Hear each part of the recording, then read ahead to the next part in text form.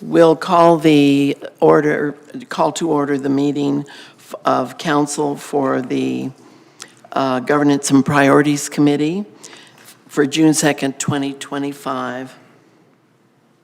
Members of council, there's an agenda before you for this evening's meeting. Administration, is there anything that is going to be added to this agenda this evening? Good afternoon, Deputy Mayor. No, everything is on the agenda.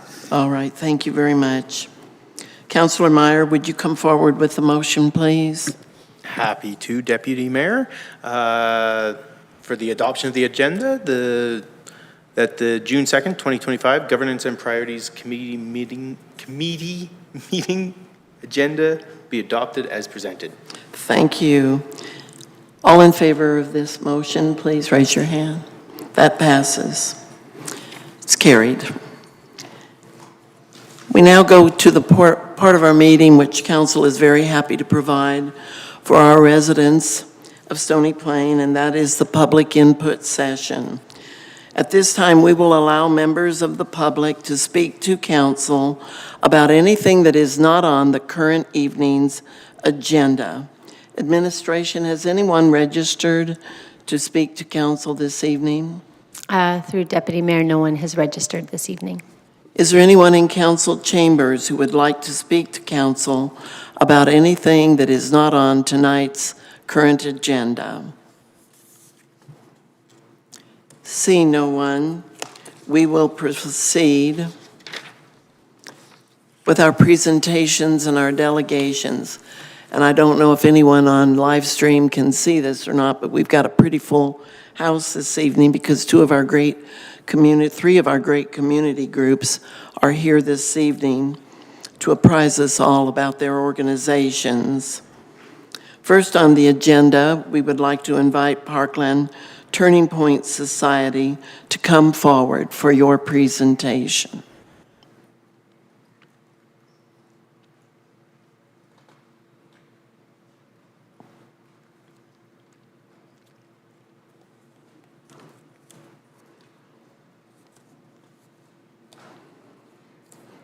I'm going to ask that you print your names, please, on the sheet of paper that's with you there on the table. And then push the button on the base of the microphone, and please fall in love with your microphone. Put it right near your mouth so that we can all hear you and the sound picks up for those who are hearing you live stream.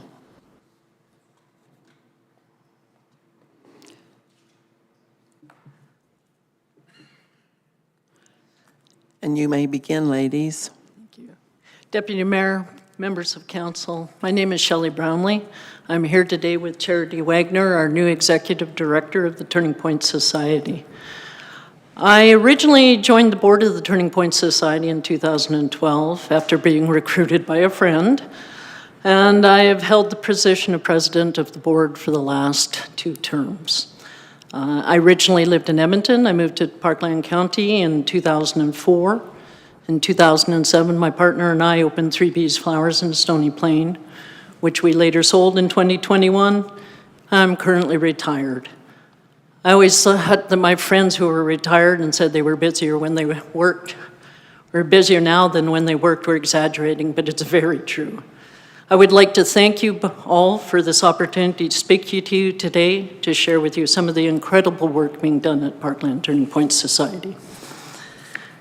A little bit of our history. Since 1994, Parkland Turning Point Society has been a place of refuge, healing, transformation for individuals and families across Stony Plain, Spruce Grove, Parkland County, and the surrounding areas. As a not-for-profit charitable organization, we are deeply rooted in the belief that everyone deserves to live free from violence and fear and to feel seen, heard, and supported. Our mission is simple: break the cycle of family violence and abuse by providing compassionate education and personalized therapeutic support for both men and women who are experiencing or are affected by intimate partner violence. A quick overview of the programs we offer. We offer women's, men's, transitions, and individual therapy sessions. All services and programs are provided completely free of cost, with no referral required, and no limit to how many programs or sessions a person can access. Our women's group therapy program, Phase 1, is a closed 12-week psychoeducational group offered twice annually. This program equips women with insight into the nature of the impact of abuse within intimate relationships. Some of the topics covered include what is domestic violence, impacts of domestic violence on mental health, myths and facts about violence against women, the cycle of abuse, creating a safety plan, boundaries, safety, mental, emotional, spiritual, and physical healing, grief loss healing, and self-care. Phase 2 of the women's group is also a closed 12-week trauma-informed therapeutic group, which is only offered once and is only offered to Phase 1 once per year and is only offered to Phase 1 graduates. This phase supports women who are ready to engage in deeper healing work. Participants explore family, origin issues, childhood trauma, addiction, shame, grief, and the internalized messages that shape their current relationships and self-worth. The group fosters post-traumatic growth, personal empowerment, and long-term recovery. Just a few of the examples of topics that are covered each week include the following: trauma response, childhood experiences, letting go, forgiveness, grief loss healing, shame and guilt, acceptance and forgiveness, relationships, post-traumatic growth, self-awareness patterns, and of course, healing. Our men's group is a 14-session modular group with rolling intake offered year-round for men who self-identify as having used abusive or violent behaviors in intimate relationships. These men are often trauma survivors themselves, frequently victims of childhood abuse or past domestic violence, who are now repeating patterns of harm they have never intended to carry forward. The program focuses on core emotional and relational themes that shape our lives and relationships, including but not limited to introduction of the cycle of harmony, stress, trauma, addiction, emotions, anger, principal values, control and trust, parenting, family and gender roles, discipline, and self-care. We also have a women's transitions group program which provides an individual trauma-informed therapy format following the same 14-session curriculum as the men's group. This program supports women who self-identify as using abusive behaviors or violence in intimate relationships by fostering self-awareness, accountability, and behavioral change. Note, violence is not always gendered, and healing must be available to everyone who wants to break the cycle, including those who have caused harm. We also offer individual and family therapy programming. Individual therapy meets survivors and those working on behavioral change where they are emotionally and logistically addressing complex trauma, safety, and healing needs beyond what group programs can provide. There are no limits on the number of individual or family therapy sessions a client can receive. This open-ended support ensures clients have the continuity and stability they need to navigate in the complex and often nonlinear process of healing from domestic violence. Just as a side note, we've recently opened our men's group to an open format which allows them to come in at any time. Since doing so, both our enrollment and our completion rate has greatly increased. Youth participation.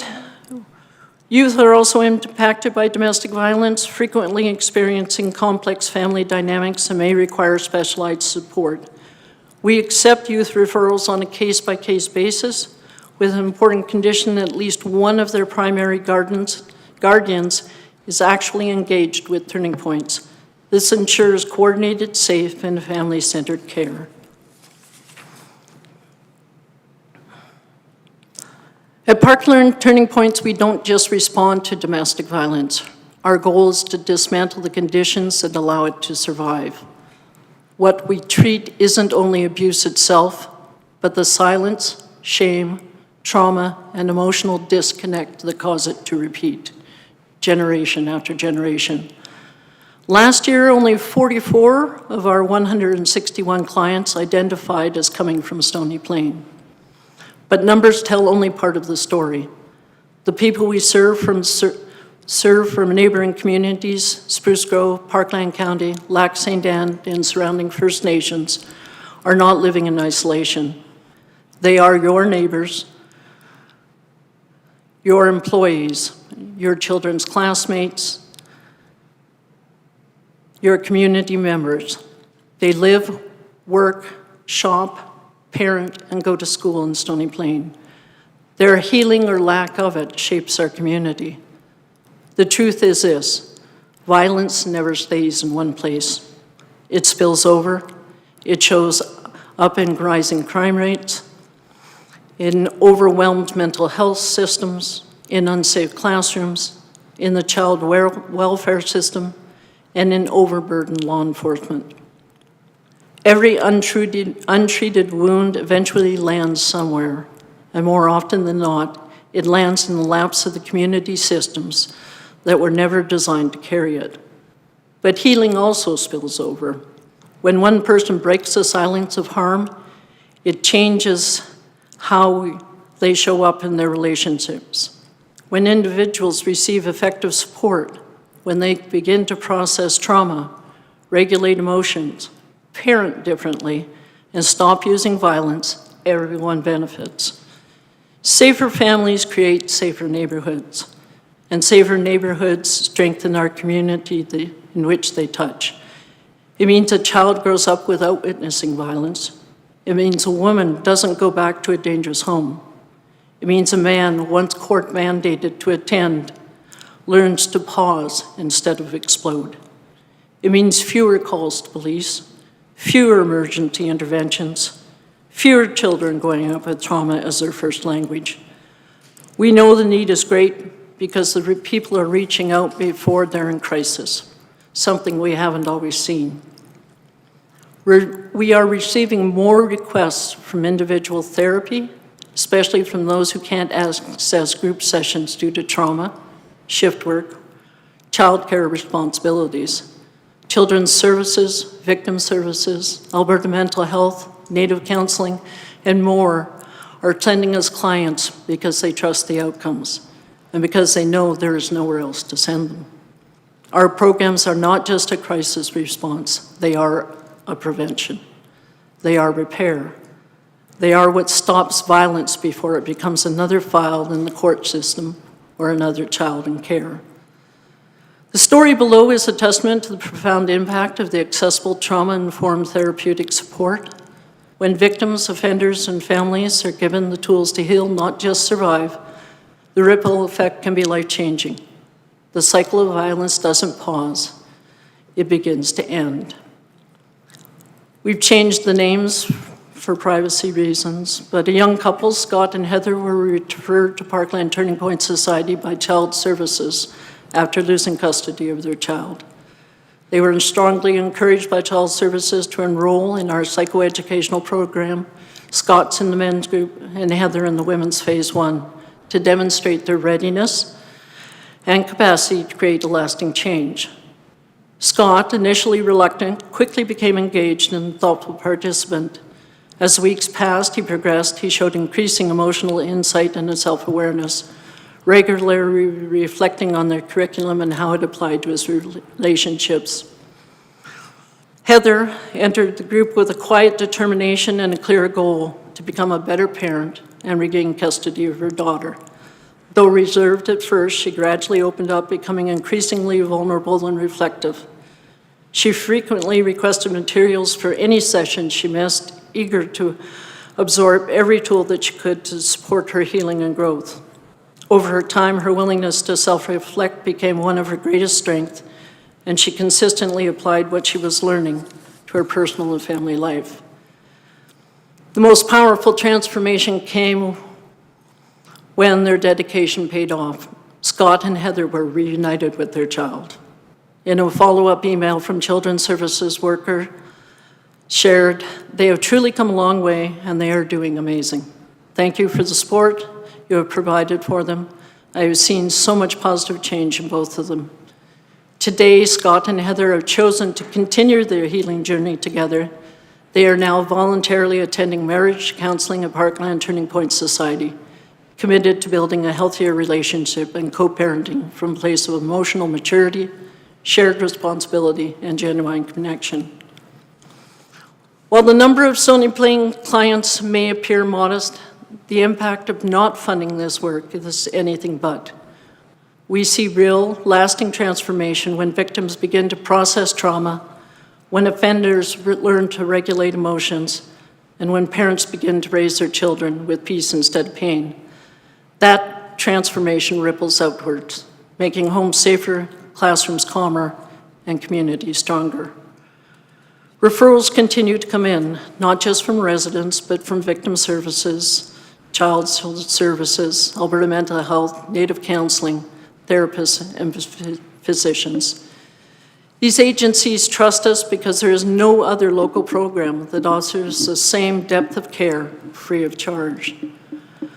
When they begin to feel supported instead of judged, accountable instead of shamed, something shifts, and that shift reaches far beyond our office walls. This is not a localized issue, it is a regional one.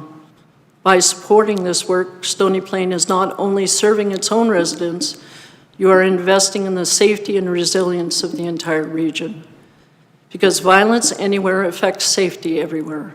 And when we help one person heal, we protect the next. Parkland Turning Points is deeply rooted in the town of Stony Plain. For those of you who may not be aware, our office, which we rent from the town, is located directly across the street from the town office. The town of Stony Plain has been, and I hope will continue to be, a major source of funding for our programs. Of the nearly $32,000 in funding provided to us by the town of Stony Plain for this year, approximately $25,000 will be directly used to provide counseling services.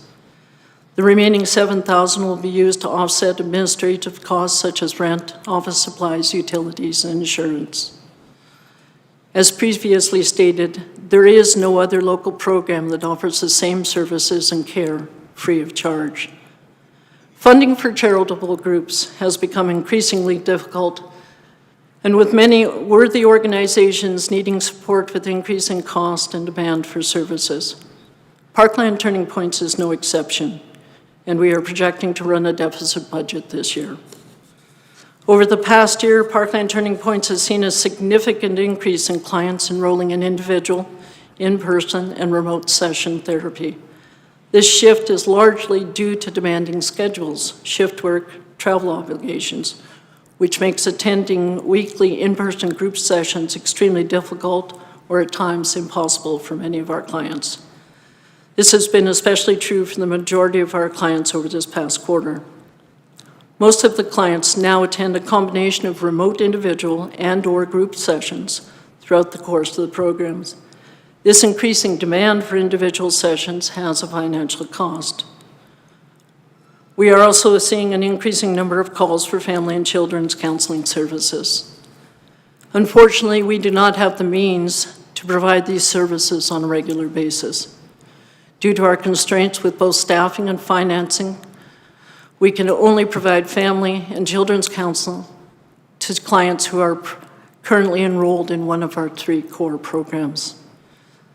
The Board of Parkland Turning Points has begun the process of reevaluating our core programs and staffing with the hopes of being able to provide more family and children's services. However, as with all charitable organizations, we are constrained by our budget. Domestic violence is not a feel-good topic. But if we can change one family dynamic for the better by breaking the cycle, then we have strengthened our community. On the behalf of Parkland Turning Points, I want to thank you for this opportunity to address council and for the town of Stony Plain's ongoing commitment to improving our community. Thank you. And if you should have any questions, Charity will be happy to answer them.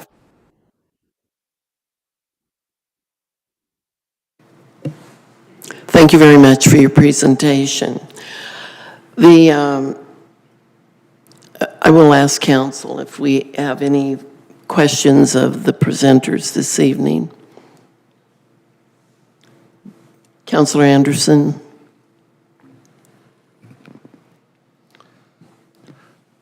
What you do is not easy on any level, and I had hoped, maybe naively, to hear this evening that the need for the service you provide was decreasing in our region. And certainly across the nation, around the world, we know that mental health and well-being has become such an important conversation. And I don't think we would have to look too far, whether it's within our own families or in the world around us, to each be impacted in some way by domestic or family violence.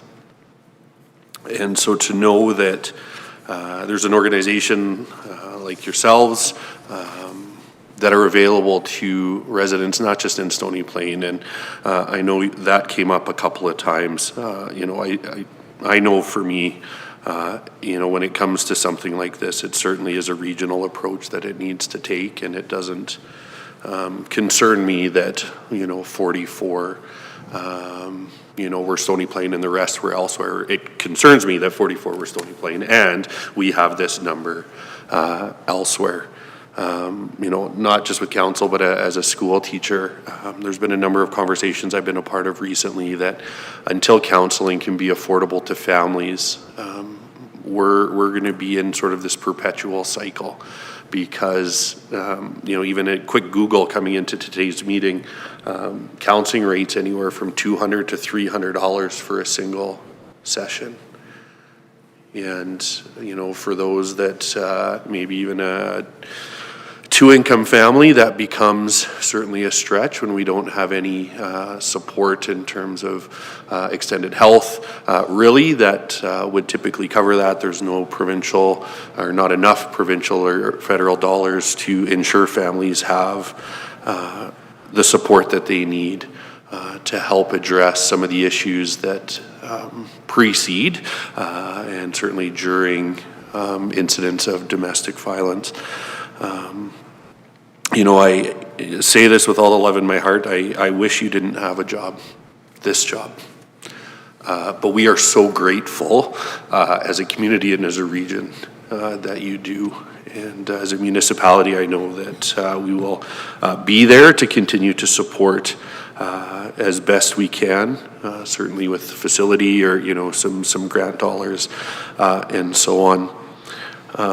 I had a number of questions, to be honest, but I think I'm going to reserve them for now because, one,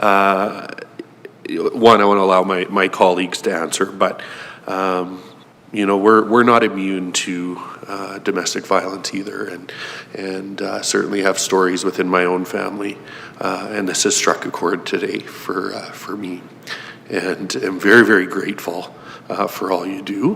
Very, very grateful for what you mean for our families. And just know we will continue, or I will continue to advocate when and where I can to ensure that you have the support to continue doing what you're doing. So thank you for being here.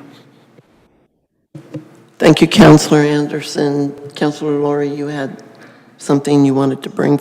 Yep. Thank you, Deputy Mayor Hansard. Thank you so much for your presentation this evening. Councillor Anderson hit the nail on the head with a lot of it, and won't repeat that for the sake of time, but the sentiment, I think, is certainly shared amongst all of us here on council.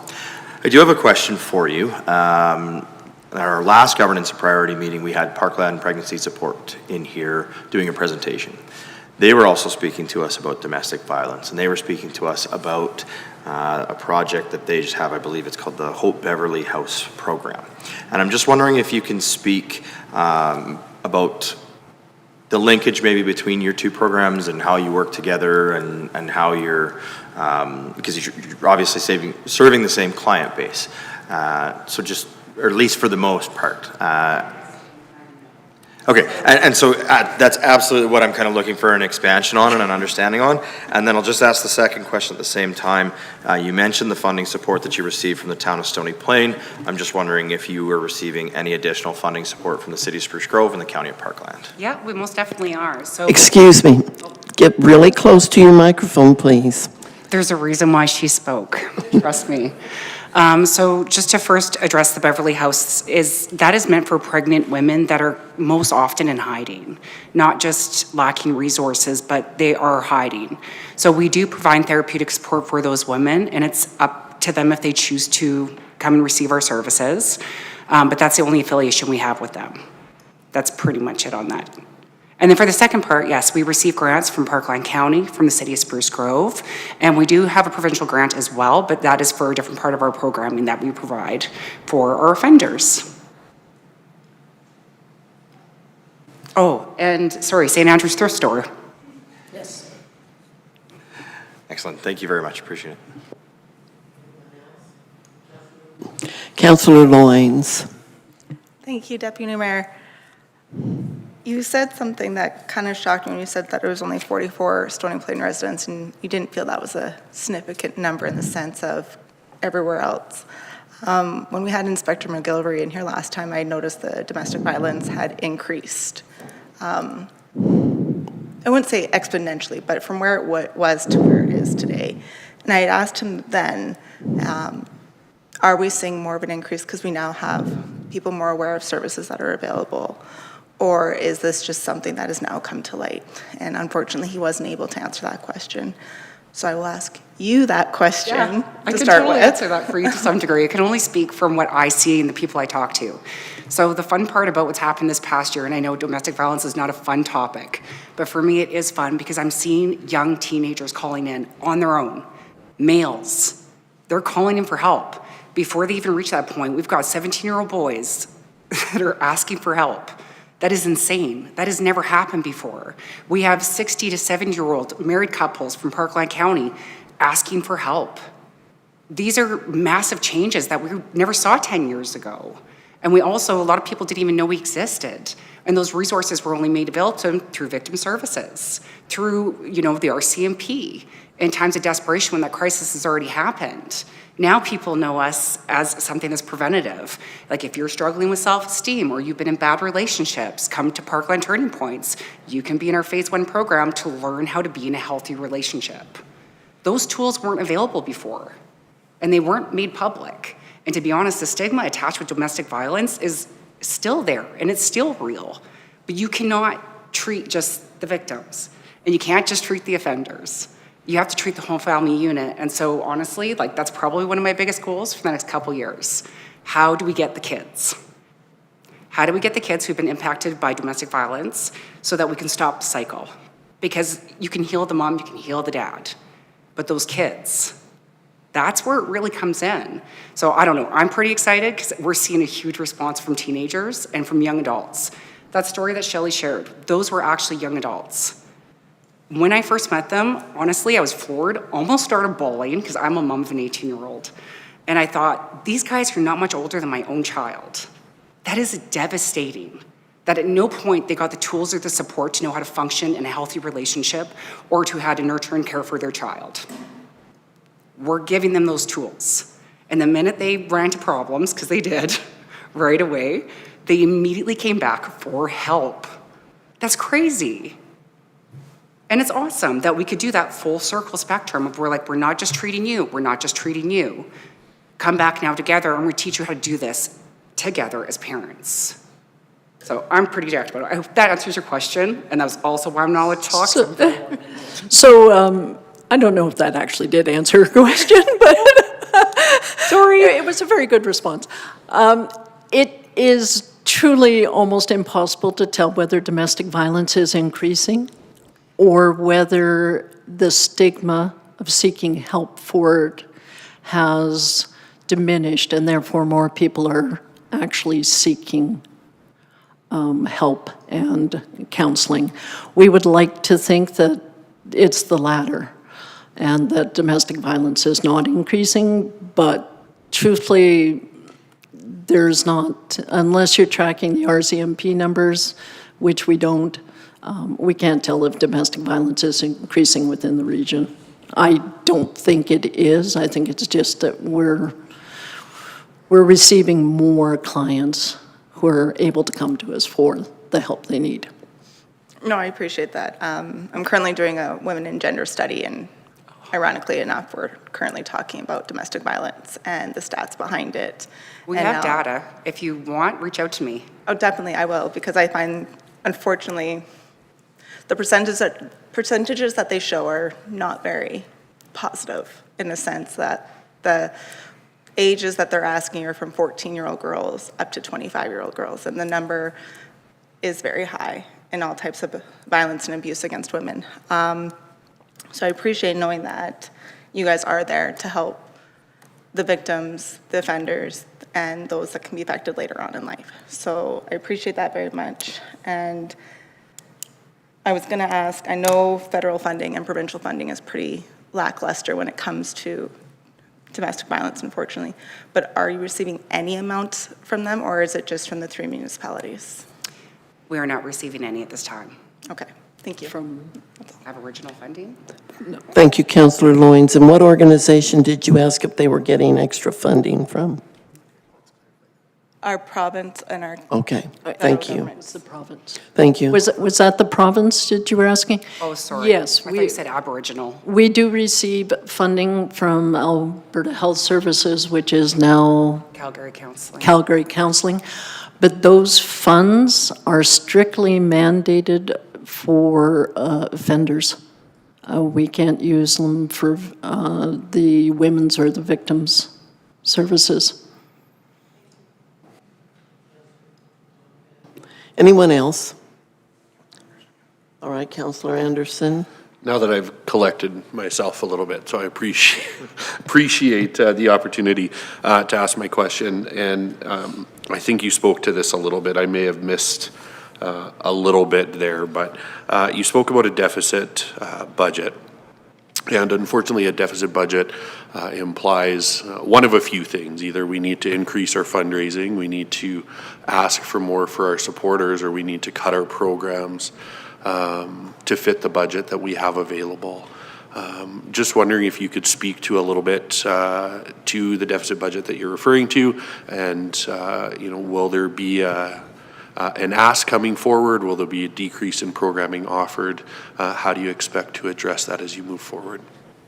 You want to, or shall I? I think it's kind of complicated. So the reality is as we move forward, a lot of times our public donations, the private donations we receive offset some of that deficit, and we just keep on going forward within the 30 days. If we can't provide that program in 30 days, then that's where we operate from.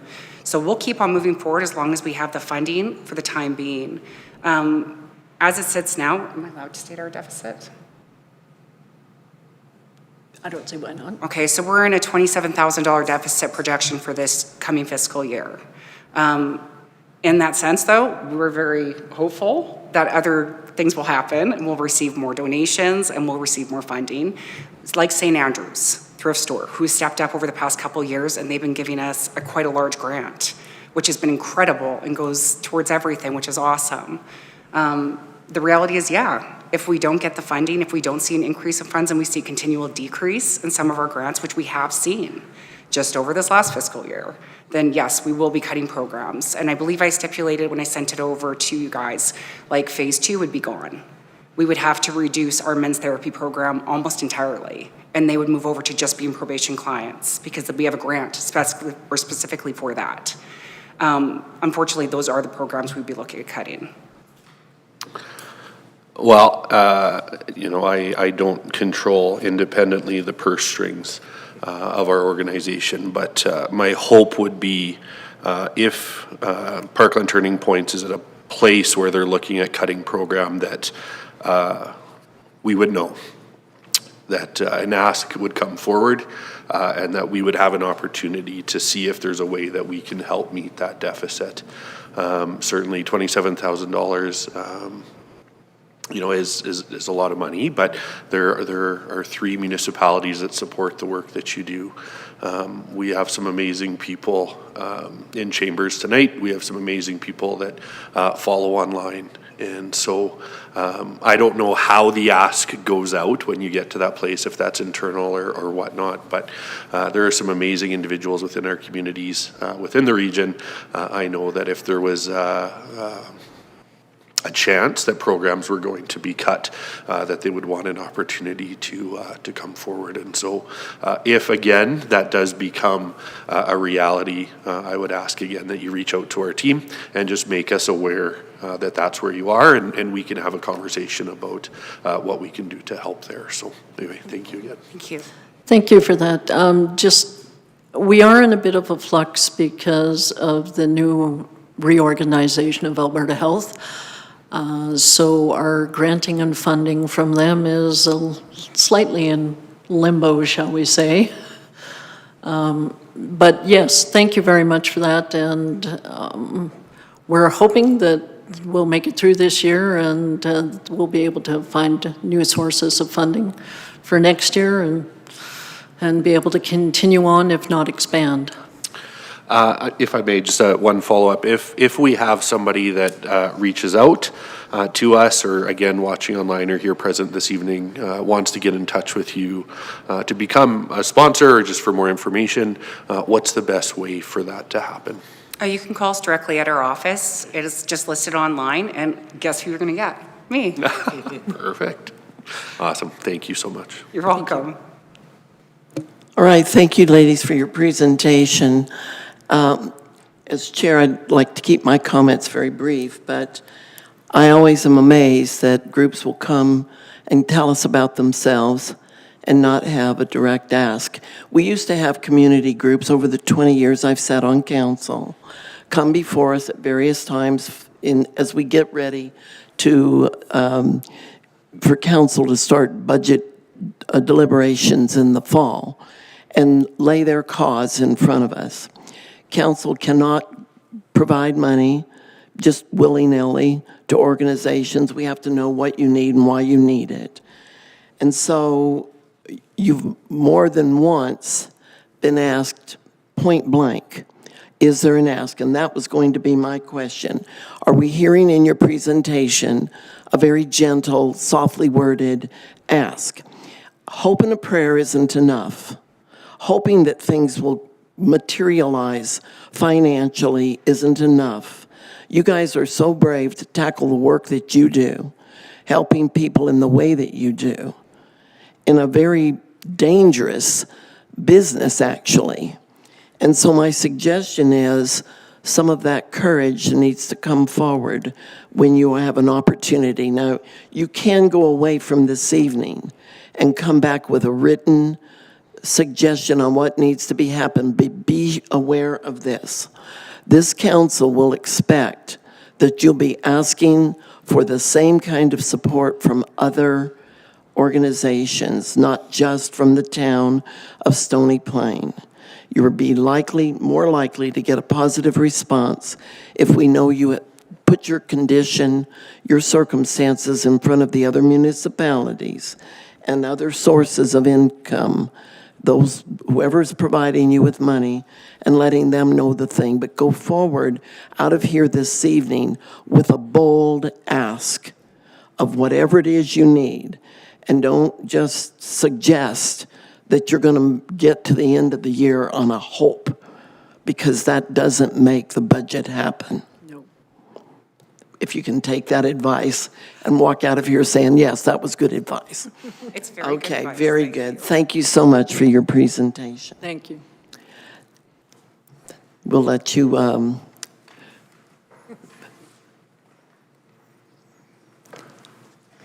All right, we'll go right away then into the next presentation, which is NeighborLink.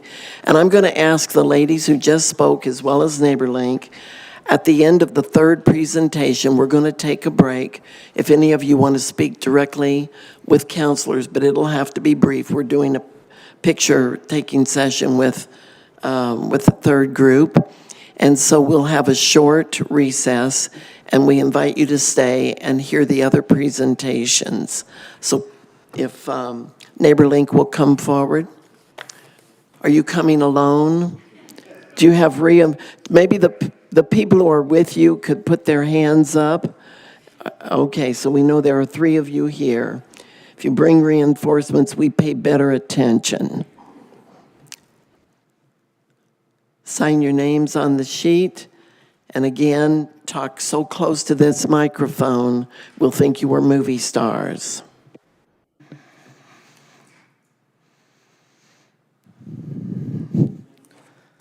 You may begin. Good evening, Stony Plain Council members. Thank you for the opportunity to come and present this evening. I recognize most of you from last year, and it's good to see you. I believe that you have all received this document ahead of time. Excellent. And we handed in our financial documents and everything to Jerry George. So if you have further questions, he does have those documents. If you have any other questions outside of that, I'll do my best. I would just like to say that every time I do these presentations, I learn a little bit. And so last year, I believe it was Councillor Loynes who actually asked me a very pointed question. And I went home and I thought about it. The question that she had asked me was in terms of, it was, how are you telling me that you're receiving this many calls but only giving this much support? And what I realized was that we actually weren't providing very good metrics to our municipalities, including Stony Plain. And so we worked very hard in the last year to provide you with metrics that actually mean something to more than just the staff at NeighborLink. We know that we're busy, but what does it mean for our municipality that we serve? And so let's just take a look at this document together if you've got a minute. Do you need me to tell me who I am, who this is? That would be nice. All right. We might be able to write that down and remember to call you by your name. My name is Alex Klaus. I work for NeighborLink, executive director for like 6 more days or something. But I serve NeighborLink Parkland, and I have previously served NeighborLink Parkland as the chair and as the secretary and as a volunteer, so I've kind of gone through all the ranks.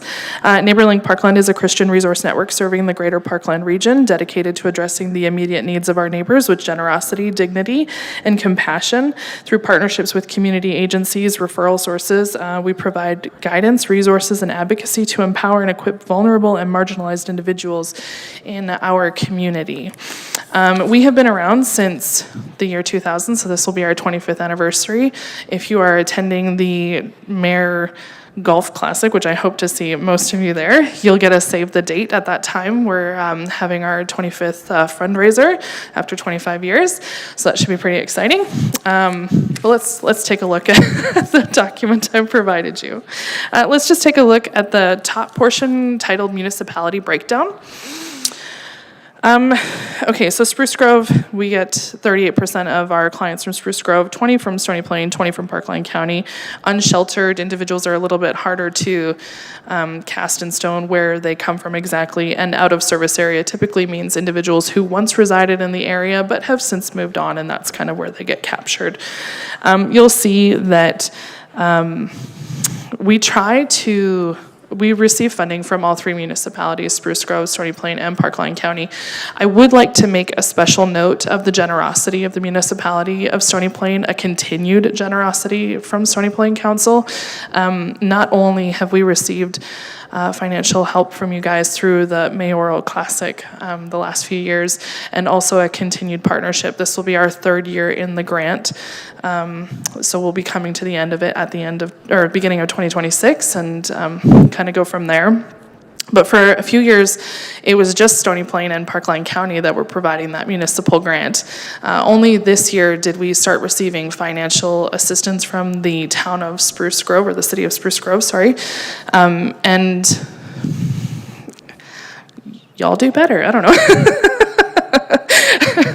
So that's kind of our municipality breakdown. So NeighborLink has continued to provide essential support to the residents in the town of Stony Plain, and we do a lot of different things. Typically, you'll come to NeighborLink Parkland if you are in the middle of crisis. So there's been a situation, you've gone to other agencies, maybe there's a gap of service. That's where NeighborLink Parkland comes in. We come in when there is no other option, and so we have to figure out a way to make something work. So that can be anything. It's a better question to ask us what does NeighborLink not do than to ask us what do you do, because it is so vast.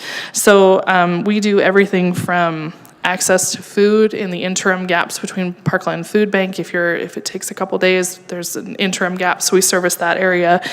Renting, accommodation, housing, that sort of thing. NeighborLink can assist you there. Utilities, transportation, trying to promote programming which is preventative in its nature. That's where we have a budget cooking program. If we see people that maybe are underutilizing access points that would help them stabilize their situation, one of the ways that we assist them is through our budget cooking program, which we run through Stony Plain Alliance Church. And it essentially teaches people how to purchase groceries and how to cook and store those groceries safely so that they can take a modest budget and make it go further, sort of preventing that crisis moment in the first place. Every year we run 3 programs, the budget cooking program, which I just talked about, and our back to school program, as well as the Stockings of Care program. I'm not sure if you guys are familiar with all of those. This year, we recently sadly found out that United Way Gift in Kind has shut its doors in Edmonton. And so that means that Coats for Kids, as well as Tools for Schools, has been shut down across this region. So that will mean that NeighborLink Parkland is the only place that you can access that kind of assistance for back to school. So that's kind of that's a big one. And so the direct financial assistance that we provided to the town of Stony Plain specifically was $9,760. Now we have 358 assistance records. Those are individualized records. And the number of households, I thought this number would make you feel better, Councillor Lawrence.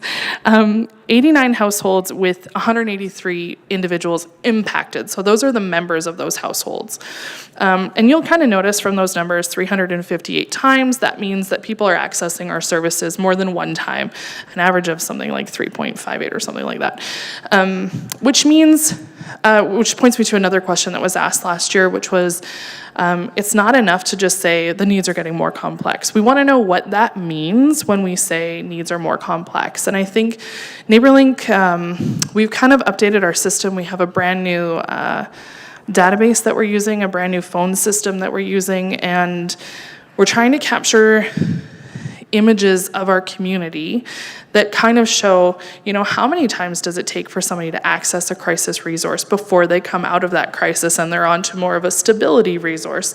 Well, it turns out it's 3.58 times is the typical answer. And so that's 3.58 times, and that could be totally different things. That could be 1 week we're providing utilities and the next month we're providing, toilet paper. Those are different things, but we're seeing that it takes at least 3.5 times of assistance to kind of get people stabilized, which I think is a really important thing for us to know in our community, where the gaps are, but also how long it takes for people to come out of those crisis modes.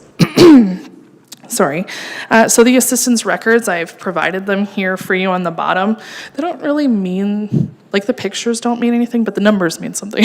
So 62 food records, that's 62 households that we've helped with food security, 67 housing and utility records. That could be anything from rent, mortgage, or utilities, which could be anything from a city water bill to a $1,300 EPCOR bill, 38 transportation records. One thing I would like to note is that we have really been working with Stony Plain CSD in collaborating to make sure that people have access to the transit system. We know that the transit system will not get better until people use it.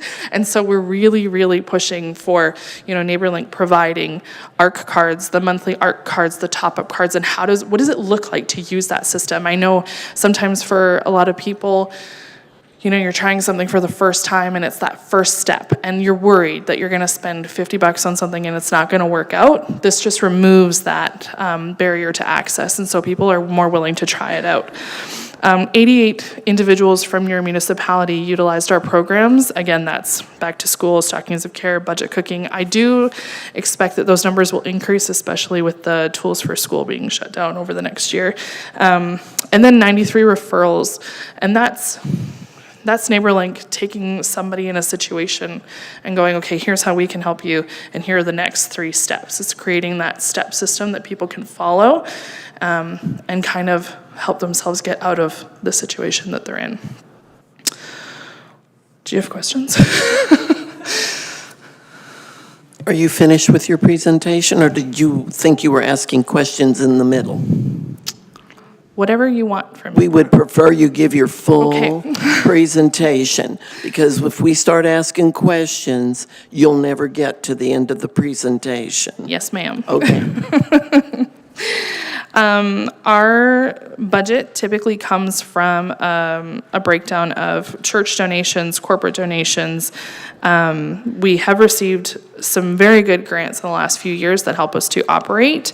But that being said, the numbers are increasing. We just know this across the board. The cost of living has increased, which causes a substantial crisis situation for the majority of the people in our area. And so our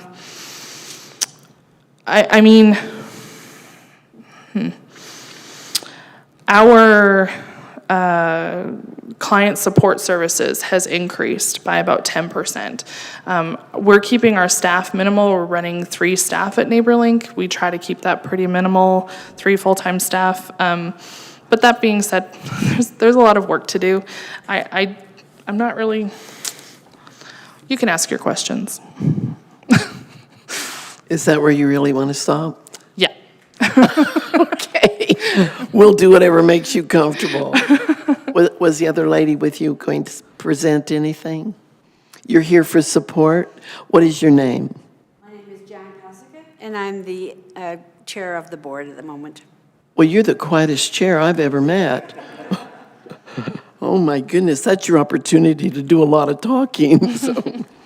Okay, thank you very much. We'll see what council wants to ask you now. Sure. Councillor Plechko. Thank you. Thank you, Deputy Mayor. Thank you for coming this evening. It's always nice to hear and see from our organizations that the town supports and what you do within the region. You made an interesting comment, and I'm sure I missed something in that. The comment was that it's only to the town of Stony Plain. But I think I'm hearing that this is kind of more the tri-region that you're looking after. So can you clarify that just for me? Probably I can clarify that. I think, I'm not really sure where I said that, but I want to say a big thank you to the town of Stony Plain for your generous support. Stony Plain and Parkland County have been consistent supporters of us for the last 25 years. There was a break in the support from Spruce Grove, not really like for any reason, it just didn't happen. But we've recently returned that. That being said, yes, we do serve the tri-region of Spruce Grove, Stony Plain, and Parkland County. Thank you. I'm glad to hear that you serve the whole tribe. Yes. Is that it? Councillor Loynes. Thank you for your wonderful presentation and directing all my questions. I'm very disheartened to hear about the United Way no longer being able to help. I know you guys were, like you had mentioned, were already pretty strapped where you were. Mm-hmm. It would be interesting, like you mentioned, to see where we are in a year from now, mm-hmm. knowing more and more families are struggling. Do you have a projection then for what it might look like budget-wise for next year? I do have a 3-year budget projection. So I can certainly provide that to you. As far as our new system, which I probably should talk a little bit more about because you were one of the driving forces behind that system, actually. We recognized that initially NeighborLink started off as kind of a mom and pop shop. You know, we painted fences and maybe we helped you get from the grocery store back home. Over the course of 25 years, obviously that has significantly evolved. And so it looks different when we talk to people about what we do and what we're capable of, but also it looks different when we report on that. You know, nobody likes to talk about what we do in terms of data, but realistically, that's probably the emotion is removed from data, which in some cases is great, but in some cases it's, you know, it's hard to talk about all the issues that come to play when you want to convey how important they are. But with our new database, I can tell you that, like, I've only had it for a year, so it's important for me to run this, I would say, for at least 2 years, but hopefully a little bit longer than that. But what I'll be able to report to you is the increase in numbers through various programming, the increase in numbers through records that we're not able to assist with. Like most recently, I submitted a grant report, which I was able to detail in that grant report. This is what we spent, but this is what we could have spent if we had had the funding for it. And I think that's really important to capture and to give to our municipalities as we decide, you know, how do we break up that money. But I do also recognize that,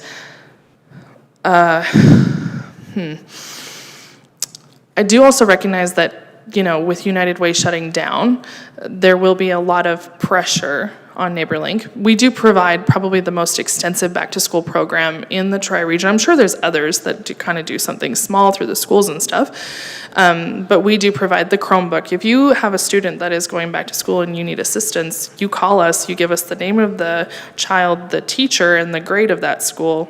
We go find the school list and we fill that. So if your child needs a Chromebook and you need 2 pairs of tennis shoes or 1 pair of running shoes and 1 winter boots, we provide all of that. So when your kid shows up to school on Monday morning, first day of school, they're not left out. And we procure those from various sources. Some of our churches get involved and they donate lots of materials and stuff, and some of it is through large financial contributions from the communities. I mean, we live in a very generous community in the Tri-Region. People want to help people. And so we try to garner their affection for these programs and see the work that we can do. But in terms of, do I have a projection for you for certain programming due to the fall of other programming? Not yet, but give me a season and I'll get it to you. Did you get all your question answered? So I know they praised you a lot tonight, so this is good. I know, I'm good feeling pretty publicity, peacockish, I'm not yes. gonna lie. No, thank you so much, I appreciate that very much. Anyone else? Councillor Anderson.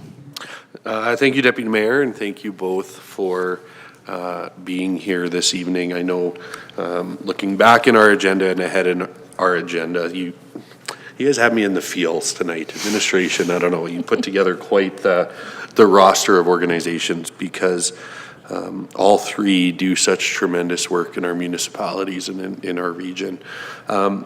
Something I learned a little bit about the last time you were in Chambers was the Keep in Touch program.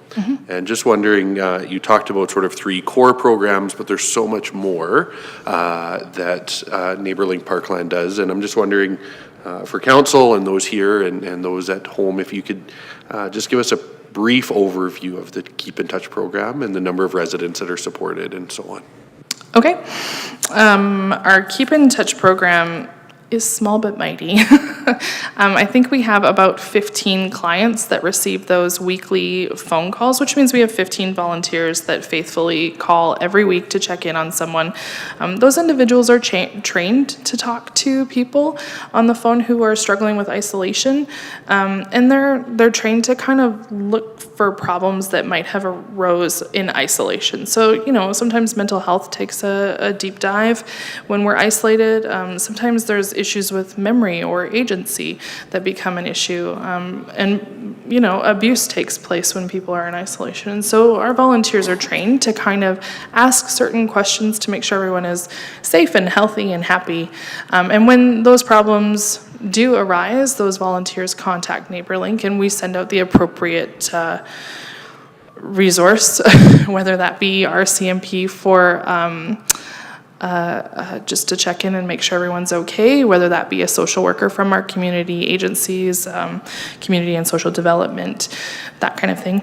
And so that program was initially launched during COVID. It was how do we keep in touch with people who call us all the time because they're lonely? We need to check in. And that program was developed quite well. And so the municipality of Lethbridge actually contacted us and said, we'd like to take it and make it cool and give it back to you and use it across the province. And so we did do that. And so there are many ways that I would like to launch that program a little bit more. I do think that because of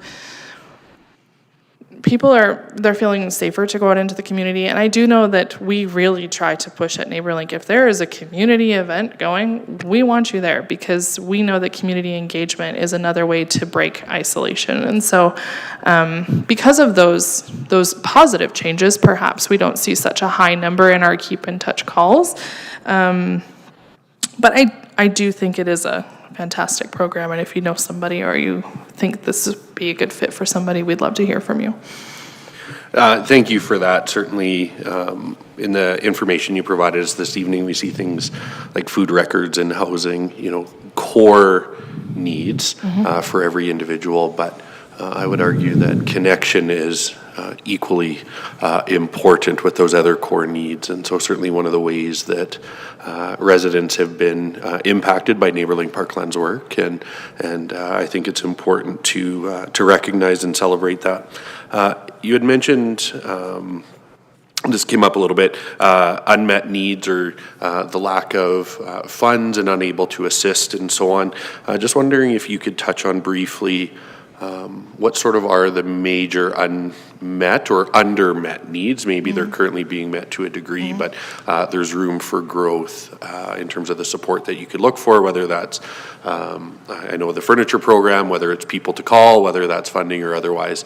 Just what are you seeing and what sort of needs are existing that the community can rally behind you in? That the community can rally behind me in. That's a good tagline.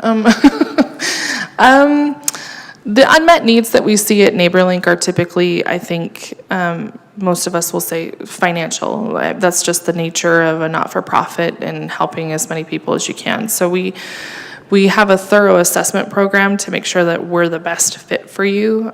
If you haven't accessed government agency, if you haven't gone to the government of Alberta first, NeighborLink is not the resource for you. You need to start up there.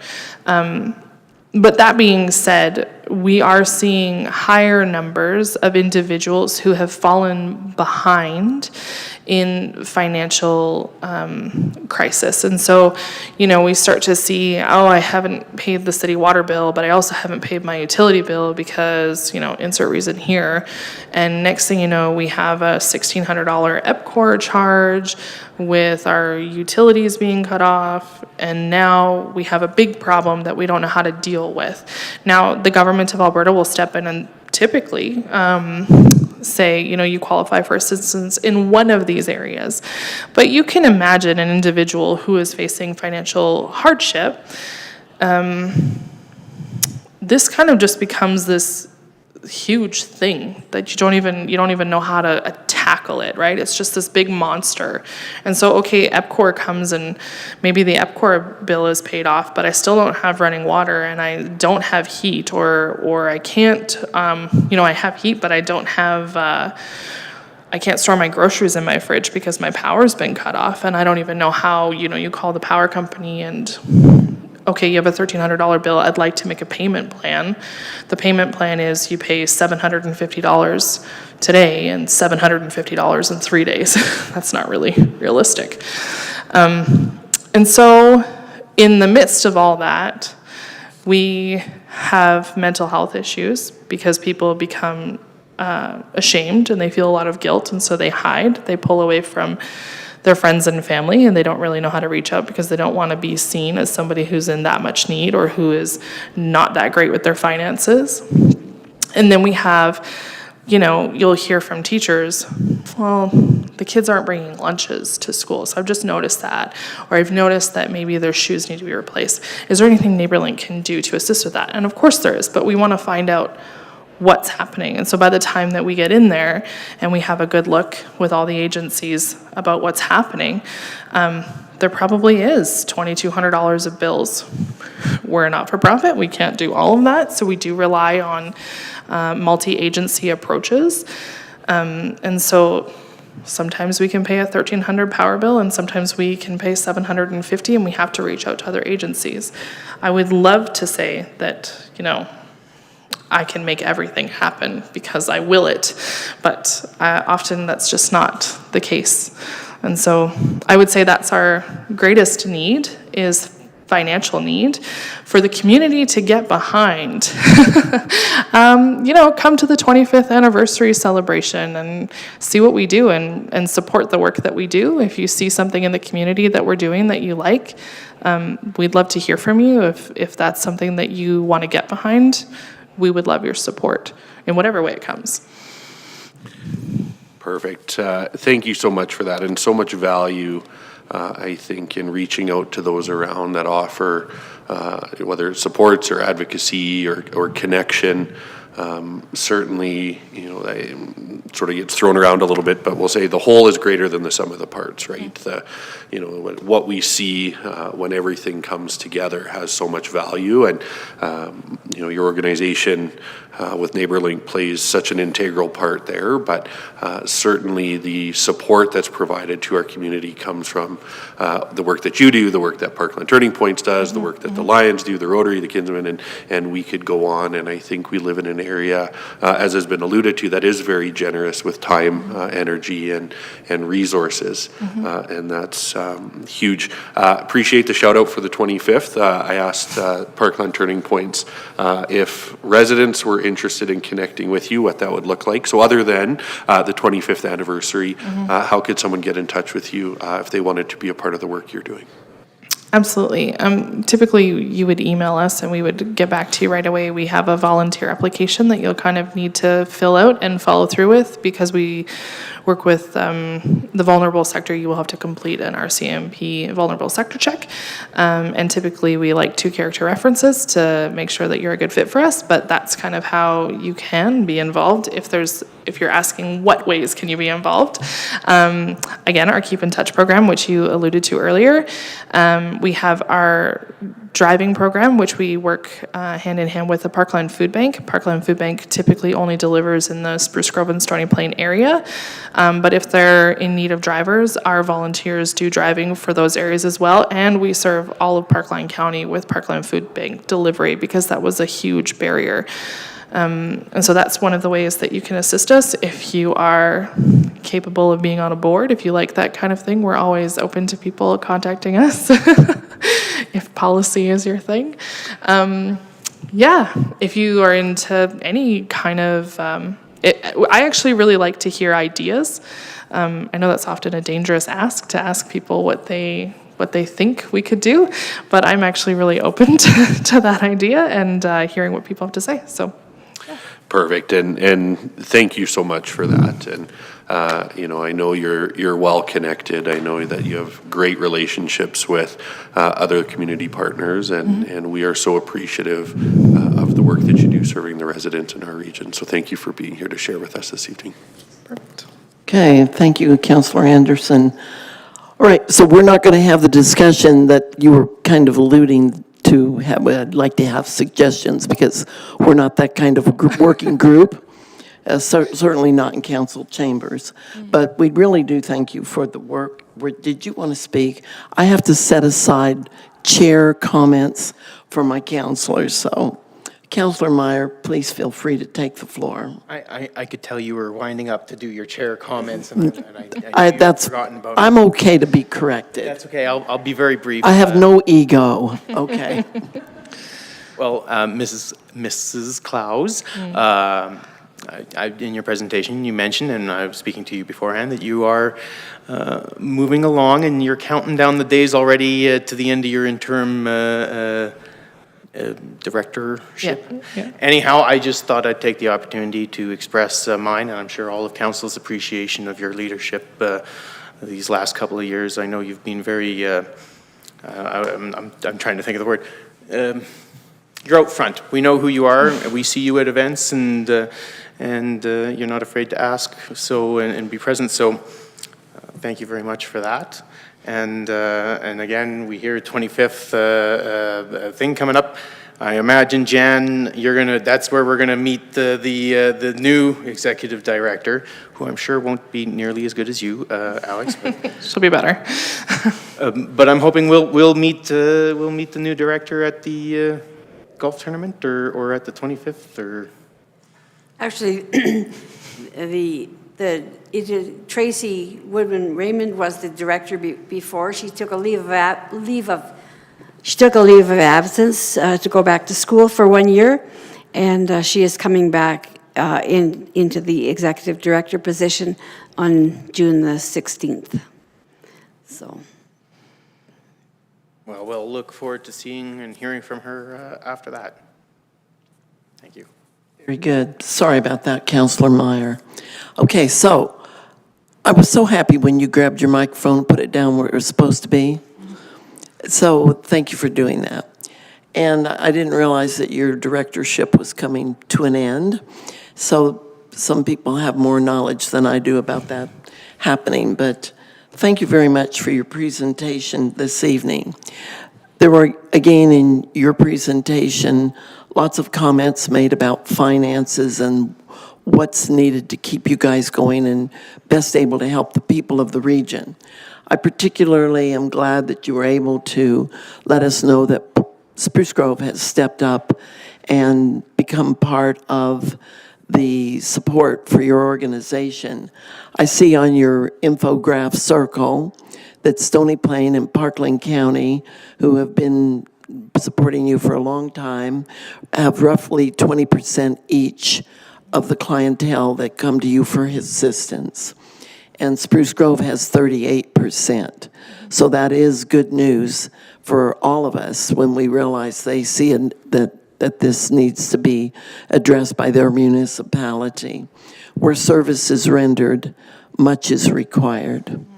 And I think that municipalities have a strong role to play. You made several suggestions. If you have direct asks, they need to come forward following this presentation in writing so that it can be considered by senior management and different departments and put in front of council. We cannot dream up funding. We cannot dream up dollars just to give to people because it's not our money, it's our taxpayers' money. And therefore, we want to consider all good ideas, but we want to be fair, and we have to, most of all, be fair to our taxpayers. Thank you so much this evening, and we'll let you vacate and get ready to invite those who will speak on behalf of the very large group that's here with the Stony Plain Lions Club. Thank you, ladies.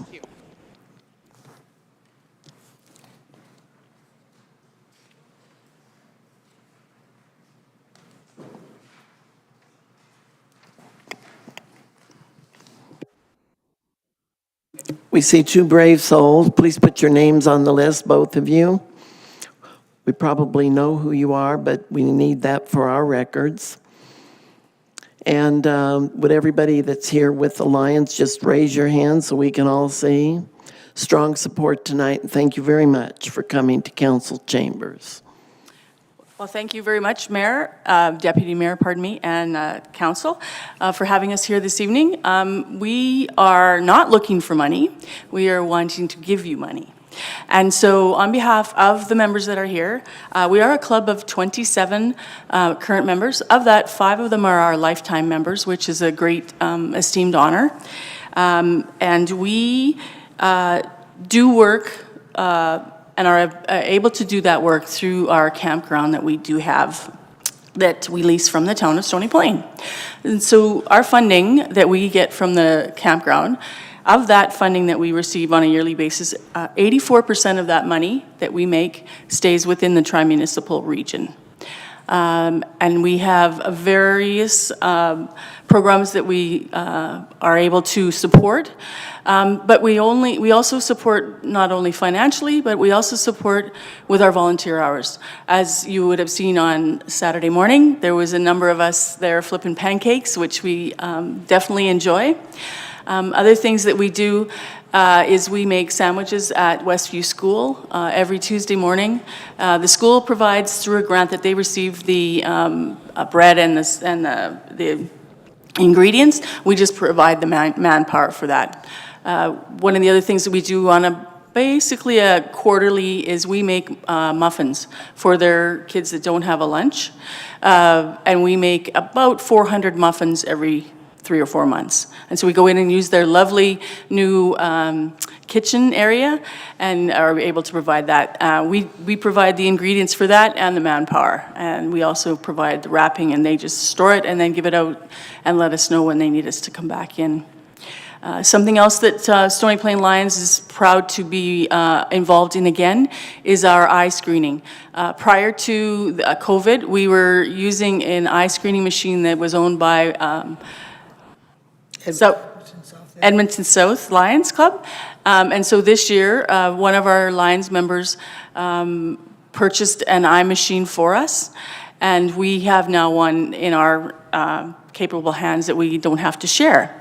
And this, we've gone to a number of the schools in the community once we received that. We are currently making a connection with Evergreen Catholic School Division, and we'll be doing most of their schools in the fall. And it's just a service provided for the kindergarten, pre-kindergarten, kindergarten, grade 1, or whatever age group they're looking at, and providing those students with a referral letter if they need one. We don't know what their problem is, just the fact that the child needs to be referred so that the parents can have that information and they can do that with what they like. We will be providing that service at the Spruce Grove Agricultural Days on August the 24th. We'll have a booth there for free, and we look forward to doing that. We did try to get in on the Town of Stony Plains Thursday summer event. Unfortunately, we were just a little bit too late, and we're on a waiting list. So you might see us out at one of the booths there on that day, but we're looking forward to that. What else did I have on my lovely list? Can you tell I'm a 4-H parent? The other item is that we've been around since 1957, and we celebrated our 60th anniversary in 2017, pardon me. And at that time, we purchased one of the vans for the town, and now we've been asked to replace the van for this one. So we are pleased to have fully funded that purchase, and look forward to seeing it, and have seen it on the road, and it looks spectacular, and I know that it'll serve the community within Stony Plains, Spruce Grove, and the tri-municipal area that's needed. Lion Joan, did you have anything you wanted to add? Whoever did the design on the new handy van, it's fantastic, and there's no two ways about it, that it shows that the Lions support this town. So I do have an ask. Our ask from the Lions is that we want to finance the kitchen in the new recreation center. Administration is aware of that, but I thought that the council needed to know that. We'd like to fully finance that. I know it's part of the curling club, but I understand we can certainly help with that financially for you. Well, you just give, don't you? It's a pleasure. Different organizations for different reasons and different funding sources that they have. Some come and ask for money and suggest they might come and ask for money, and others step up and share with us. And we realize that how much good you have done in our community, and we sincerely appreciate that. I hadn't heard that you were sharing with administration about the resources for the kitchen in the new recreation center, but council will be thrilled, or is thrilled, I should say.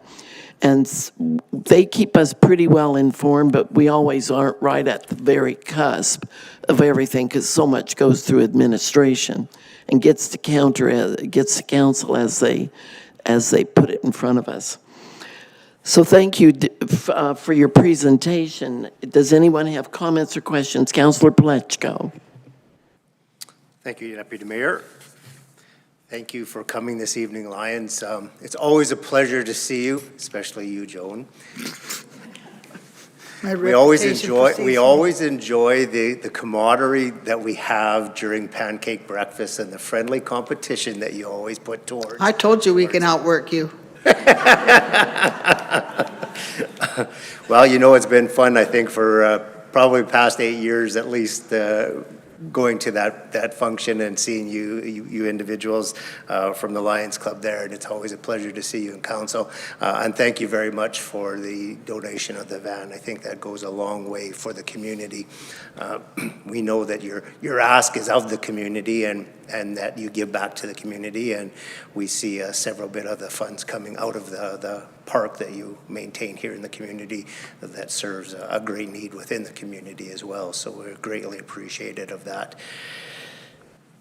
So thank you very much. And obviously 2017 was 60 years.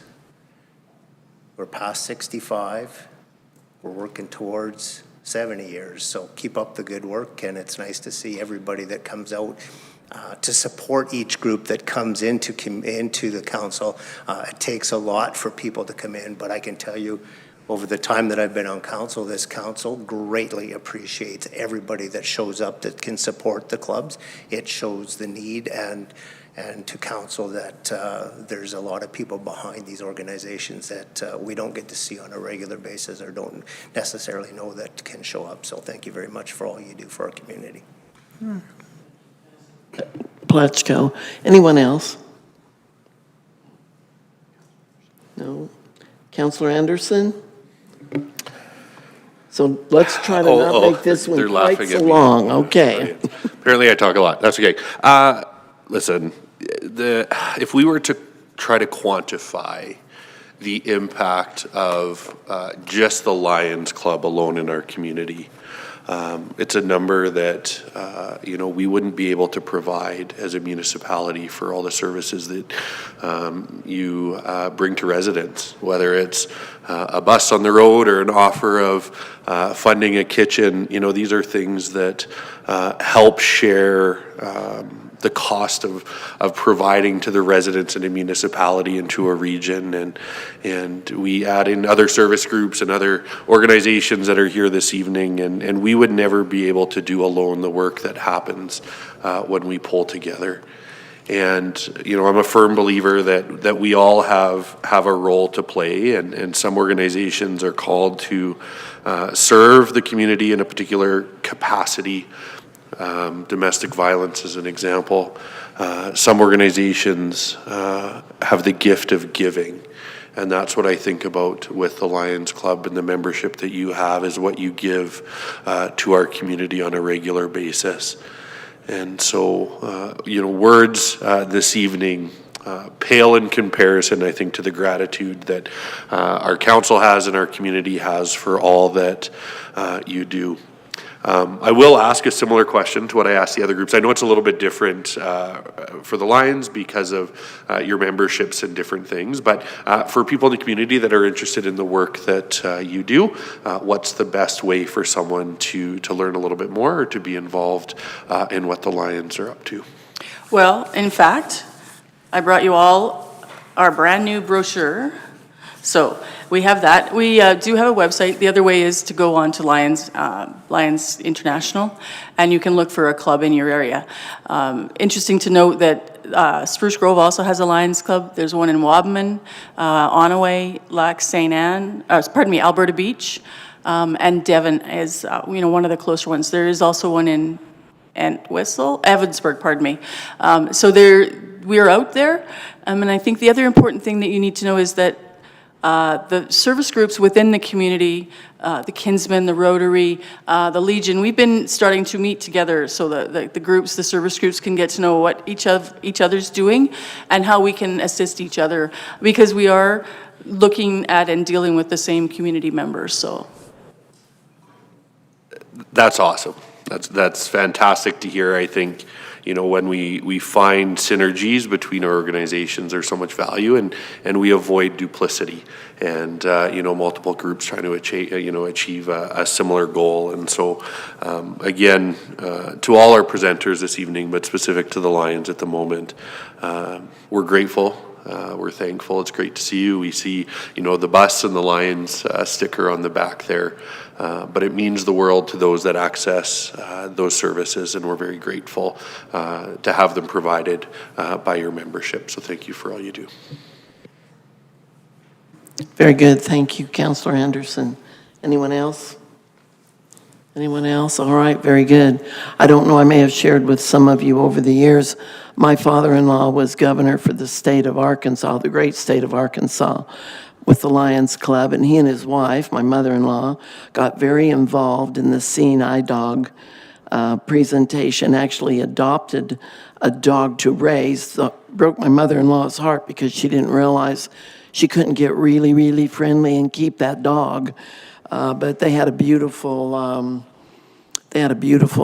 black lab that was involved in the Seeing Eye Dog. And you guys have all the little boxes around. I know we have in the front lobby of of our council administration building for the collection of eyeglasses frames, which you guys get into the hands of those who can repurpose these to help people in countries where they don't have access to be able to see. So your Help You to See program is absolutely one of the best things going, because they help people that could not otherwise help themselves.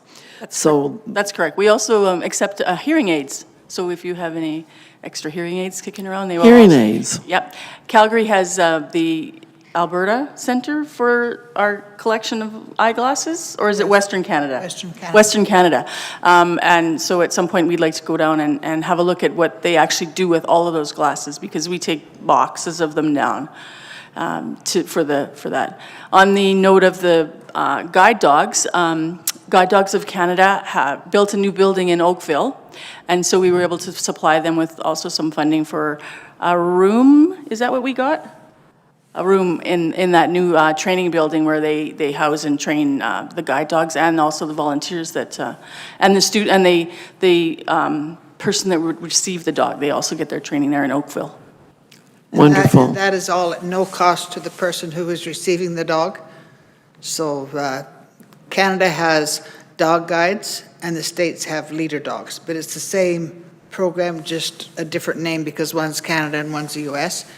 And back to the eyeglasses, we have 6, maybe 7 different locations of boxes in town, and we take an average of about 3,500 pair a year out of Stony Plain. 3,500 pair of glasses? Yep. Wow. Oh, I feel like maybe over the years I've contributed a fair number of those, because I don't throw them away. And then I started, when I realized you had boxes everywhere, I dug out a bunch. I think I filled this box once, and then thought maybe I shouldn't do that. And whether they're broken or otherwise, or sunglasses, they're all usable for one. You don't care if the lenses are scratched, Nope. Everything's going to be replaced. Because if the lenses are glass, but they're not usable for eyeglasses, they go to one company that grinds them up and puts them into paint for the lines on the highway, and they reimburse the Lions, Canadian Lions Eye Recycle Center in Calgary for that. If they are plastic or plastic frames, they go to another company and they're used in making siding and soffits, and the Lions are reimbursed for that, and that helps cover the cost of the warehouse that is in Calgary. Good grief, you're even building highways. Yep. I think if we gave you more time, we'd hear about more projects. We don't know what we would do without you in the town of Stony Plain. And we're so proud that you exist in our community and that you serve so many outside of our community. So thank you so much for that. Now with that, we're going to take a 10-minute recess, and we're going to get a picture with the Lions and commemorate the gift that you gave that enabled the bus to operate on our roads. And we invite any of the other groups to stay. We'll have a few minutes if you want to meet with Councilor say hello or shake our hands, and please don't focus all your attention on Counselor Loynes. Okay, very good. We'll take our break now.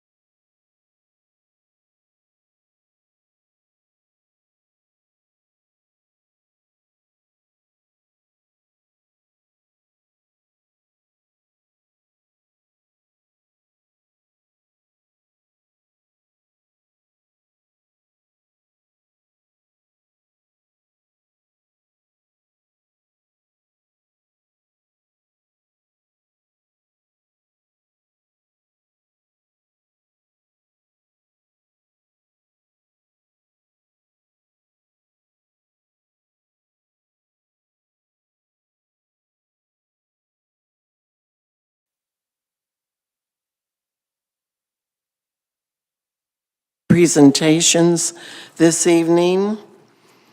And the next item on our agenda is the adoption of committee minutes.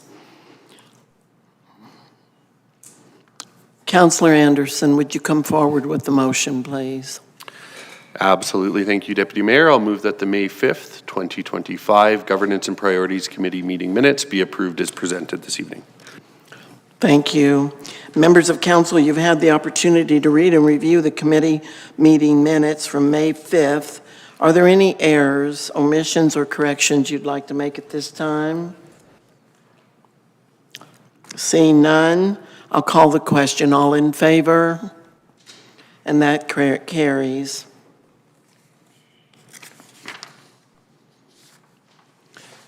We have no business meetings this evening. We do have an opportunity for council roundtable discussion. And who would like to be first on that? Councillor Meyer? Thank you, Deputy Mayor. And through you to administration, maybe I'll just kind of go on a bit of a story. So last week, we asked administration about level of satisfaction with Ledcor highway service provider and their getting to our street sweeping. Administration gave a bit of a background. I would generally characterize as slightly disappointed. A week later, after our Farmers' Days events and an opportunity to showcase our community, we were kind of left what I would call not looking our best. And I'm just curious if administration has anything maybe that we can do, or some suggestion there on how we can actually rectify and get our streets swept. Through Deputy Mayor to Councillor Meyer and all of Council, first of all, I will echo that the observations that the current condition of the roads without the street sweeping is not acceptable to the town and town administration. We have been, as I mentioned to Council, I believe it was back in the winter. This is a new contractor. We have been, what I think I characterize this as, growing pains with assuming the contract with Alberta Transportation, as this is Alberta Transportation's roadways.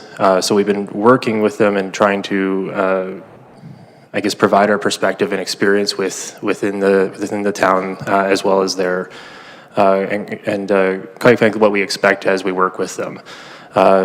We have been in contact with them. We have been discussing our expectations. We've been passing on comments from the community with their immediate team leads and supervisors. I will say personally that today we did reach out and express that we are not happy with the way that the roads are looking right now, and we are expecting some quick response to this. I don't have an answer at this time as to a response from Ledcor on that. We are escalating our contacts right now, and we do expect them to be addressing this promptly. Certainly, go ahead. And I appreciate the administration's efforts on the file. I'm just curious if at any point we would consider biting the bullet and just sweeping it up ourselves for the sake of getting the job done. Through Deputy Mayor to Councillor Meyer and all of Council, I would say we're not quite there yet. There is a point where we could consider that. Right now, the efforts are made that this is the provincial roadway. We do expect the provincial contractor to address this. I wouldn't say that's beyond reproach for us to consider that option, but the preferred path is that they deal with this as they're expected to. All right, very good. Anyone else? Councillor Paleckko.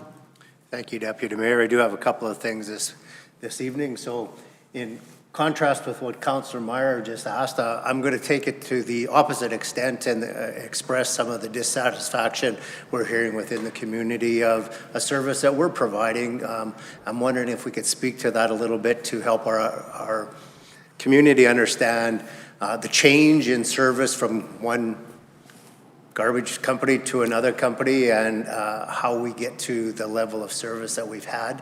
I know it's been a bit of an internal discussion amongst some of us, and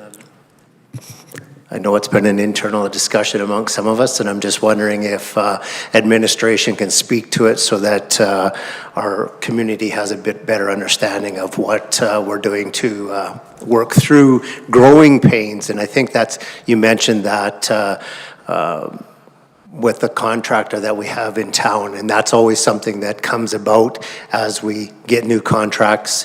People always look at the worst scenario, but there's always a good cause at the end of the day to get to, and I'm just wondering if you could speak to that a little bit, please.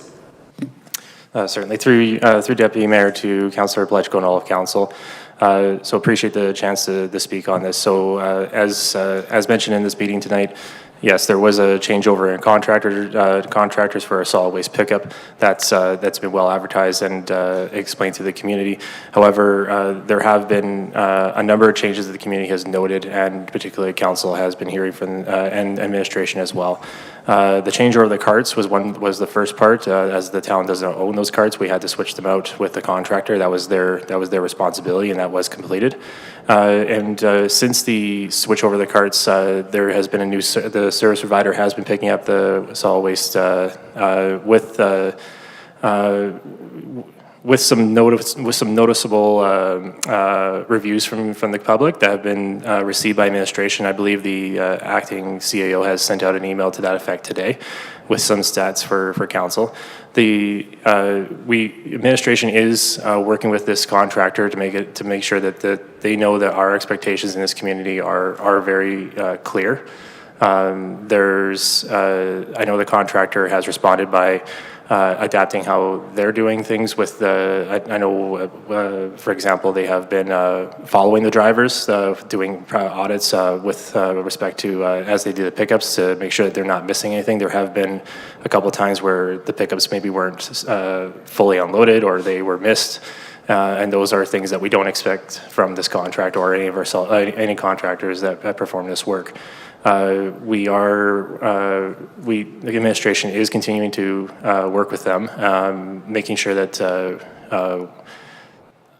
well, bluntly, that they know the expectations of the town. We continue to log any concerns that are brought forward. We continue to pass those on. We try and address things with residents as promptly as possible.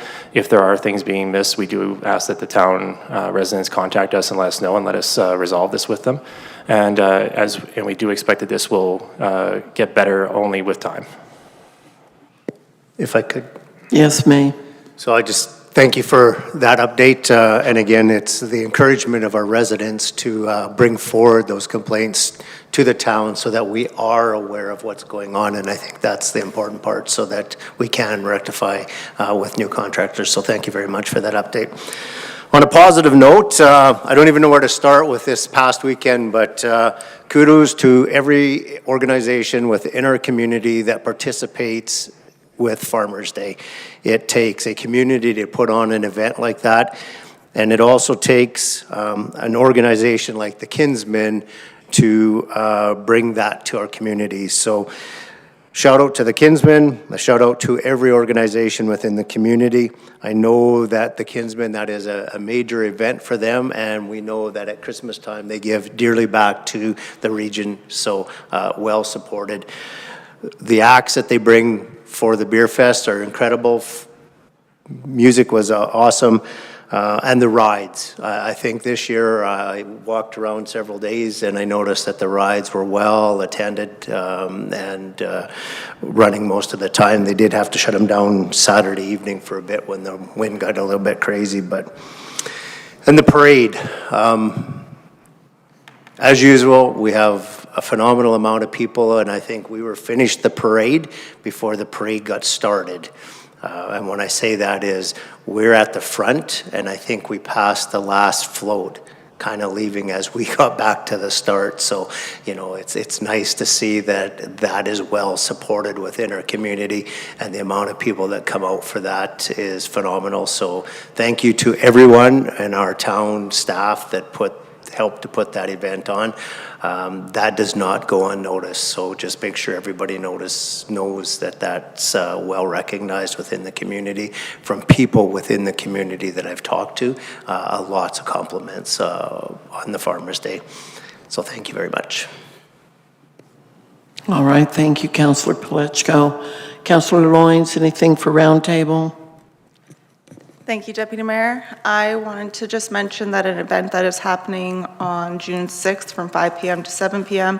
at the Stony Plain Senior Center. It is the Intergenerational Seniors and Youth, where we can do a generational celebration to celebrate and acknowledge our seniors during Seniors Week. There will be games and activities from 5 to 6, as well as a dinner from 6 to 7.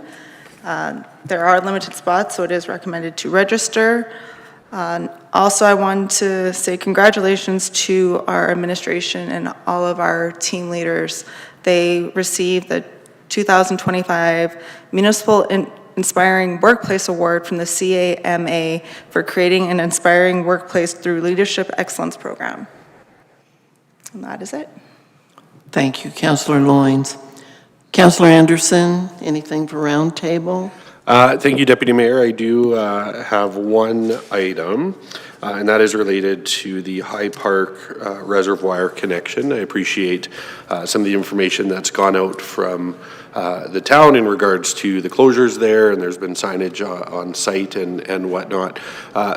There's one area that has been expressed as a bit of a pinch point, and that's exiting off West Terra Boulevard eastbound onto Golf Course Road.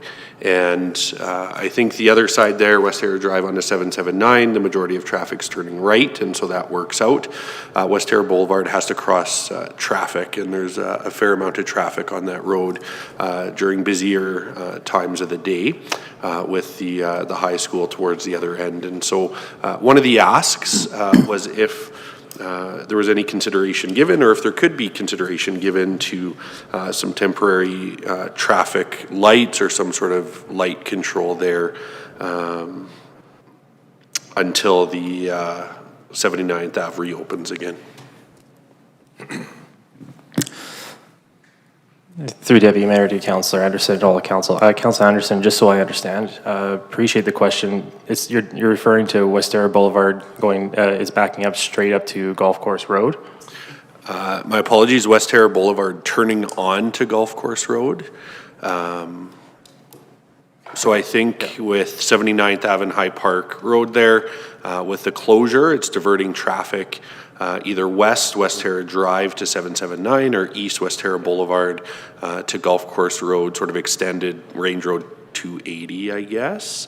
And I've just heard from a number of residents trying to make that left-hand turn out of West Terra Boulevard that's been challenging, particularly during high traffic times. Thank you for the clarification, Councillor Anderson. I can pass that on to our team, and I can probably follow up with an email of what we could do. We would like to confirm what's going on first before we prescribe any interventions, but certainly we'll take a look at it and see if there's any changes needed, and I'll follow up with council with an email. Yeah, certainly appropriate. I haven't been out there myself, and so certainly appreciate a desire to understand the need. Just wanted to pass on the sentiment from the residents there and what they're seeing. And with that, I know it's been alluded to already, but a great weekend with Farmers' Days and just countless organizations involved with the Kinsmen and a number of town staff playing a key role there. And so tremendous gratitude for all those involved, and other than some street sweeping issues that were noted quite early, even with the change in venue for the pancake breakfast, everything seemed to be very well received, and people providing great feedback on the weekend. So thanks to all involved. Councillor Laurie, you are anchorman for council tonight. Thank you very much, Deputy Mayor. A couple of things for me this evening. First and foremost, actually, I'll just touch on the traffic concerns brought forward by Councillor Anderson. I frequent that area at busy times as I have two students who attend Memorial Composite High School. Certainly there has been a notable difference, particularly in the afternoon, turning what would that be, northbound onto Golf Course Road from West Terra Boulevard. Prior to the closure, it was a busy time and a busy period anyways. It definitely is noticeably busier at this point in time. I'm not sure if there would be a traffic control change that would be beneficial, because I feel like any change to the traffic on Golf Course Road would just create a logjam backwards towards the school and then towards 79th Avenue as well. So I think it might just be a temporary pain that we may need to endure, and those who are in the area, just, you know, a couple extra minutes planned during those busy times of day for these few weeks while that's taken care of. Or actually, I mean, we're only about 2 weeks until exams start at the high school, and that traffic will be significantly reduced anyways. So temporary pain, long-term gain, I think is our situation there, but look forward to hearing from administration by email response if there are any changes that could maybe make a bit of an improvement there. Echo the sentiments on 779. Glad to hear administration is on top of the contractor with the province. I think they managed to do the center median, but they failed to do the curbs on either side. I am growing a little bit more concerned as to the town's infrastructure that we own and underneath, and the amount of sand and salt and rock and gravel that are being washed into the drains with the rainfalls that we get while this continues to be delayed and picked up. And I'd be very curious from administration to know as to whether there may be a requirement for additional flushing or vacuuming of that material out of our system, and if we can send that bill back to the province.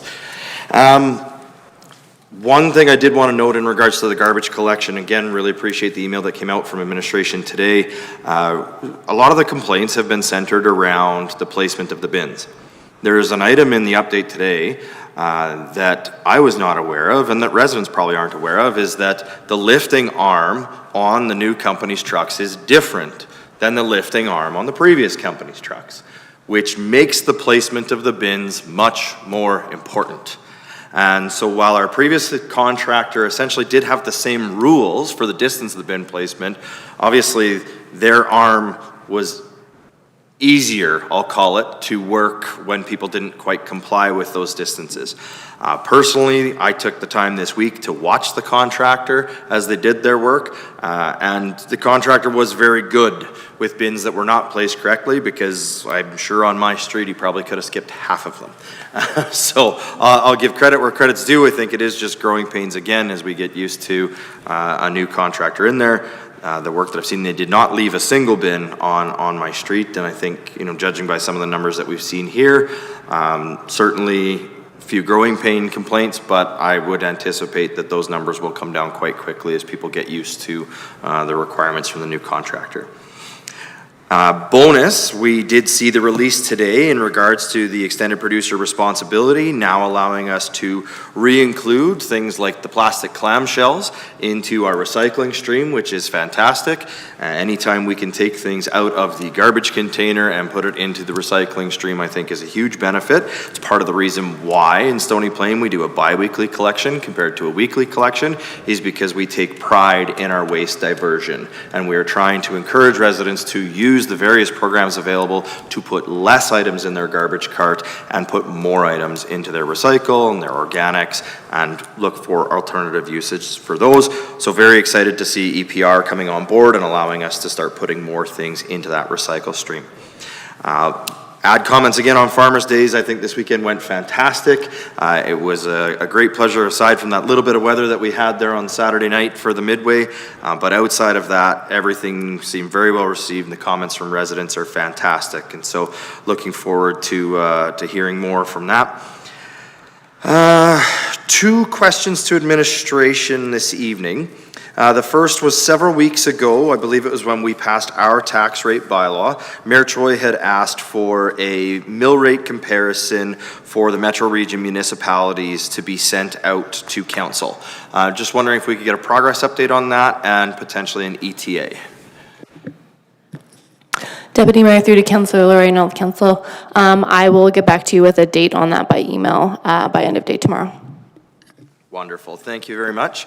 And the second question that I had to administration, over the last while, we have seen a couple acts of vandalism directly to town office and in the area of town office. I'm just wondering if the town has any plans in respect to the seemingly increase in these type of events, whether we have any tools, I guess, at our disposal to help bring those responsible for these acts to account.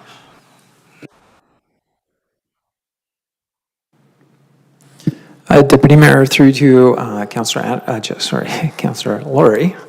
Looking at two Justins on my left here, and I'm in the wrong seat. Certainly, there's some strategies we could definitely look at and discuss internally. Of course, cameras on the exterior of the building is one item. I am aware of the RCMP and RCPO group talking about deploying resources in a different way than we currently do during the hours where some of that stuff happens. This weekend, our Pride crosswalk, which I think for the last 5 years has been untouched, was touched. Thankfully, we could get our staff out pretty quickly, and they did a fantastic job cleaning that particular crossing before the parade started. So I think time of that vandalism was probably less than 6 hours from start to finish and our cleanup. And I don't know that there's a lot of public exposure to what was written on that particular crosswalk, other than what might be circulating in social media. If there's anything at all, I'm not aware, but certainly we had enough staff circulating pictures to say that this is a problem and something we have to address. So that was dealt with, I think, before 7:30 on Saturday morning. Definitely our CPOs are very resourceful when it comes to dealing with vandalism around town. We have had a couple big incidences that have occurred, and we certainly have identified most of those that have created that particular issue and charged accordingly, or if not charged, certainly there was some levy of I don't want to say punishment because that's the wrong word, but some responsibility was placed back on those that were responsible, and they held themselves accountable for the actions that they undertook. So I do think there's a lot that we're trying, whether it be conventional through enforcement, or we're looking at non-conventional through the summer months with some different deployments of tactics of resources that could help us in that avenue. Excellent. Appreciate that, and I do also want to extend my sincere thanks in regards to our staff for their quick action on that this weekend. It was very unfortunate to see that type of action happen in our community, but again, I think the impact to our community was minimal, and I'm very proud of that. I'm very glad to see that our staff was able to take care of that quite quickly. Personally, I have not seen anything on social media, which is fantastic, and I haven't heard much about it through just conversations either. And so I think, again, it was probably noted by staff sooner than most people were awake and were looking and seeing that, and it was taken care of long before the crowds were gathered around it. So a sincere thanks goes out to them for making sure that that act did not impact our community, because it goes a lot further than just taking some paint off of a road. That type of an act could truly damage some people from a mental health perspective and an emotional perspective, and to have our staff make sure that that didn't occur by removing that as quickly as they did is very, very commendable to our staff. So please make sure that that sincere appreciation goes forward to them. The last thing I have this evening is Spruce Grove has just announced they're doing a watch party for the Edmonton Oilers at their new heavy metal place in the arena with their new big screen. I did confirm with Mayor Acker it is open to residents of the town of Stony Plain. So please, if you want to gather and watch that game and cheer on the Oilers, as we know the Edmonton area is a region, and the Oilers are now Canada's team. Strongly encourage you, take the opportunity. You are required to register for a ticket, I believe, on the city's website. There's no cost to the ticket. I think they just want to make sure that they're aware of the numbers that are coming and have the appropriate seating set up for that. So Looking forward to that. Game 1, Wednesday, 2 days from now. It's been a long break. It seemed like hockey was almost over. So looking forward to that being back, and hopefully hometown Brett Kulak can make a difference in the Stanley Cup Finals this year. That's all for me. Thank you very much, Ms. Deputy Mayor. Thank you, Councillor Laurie.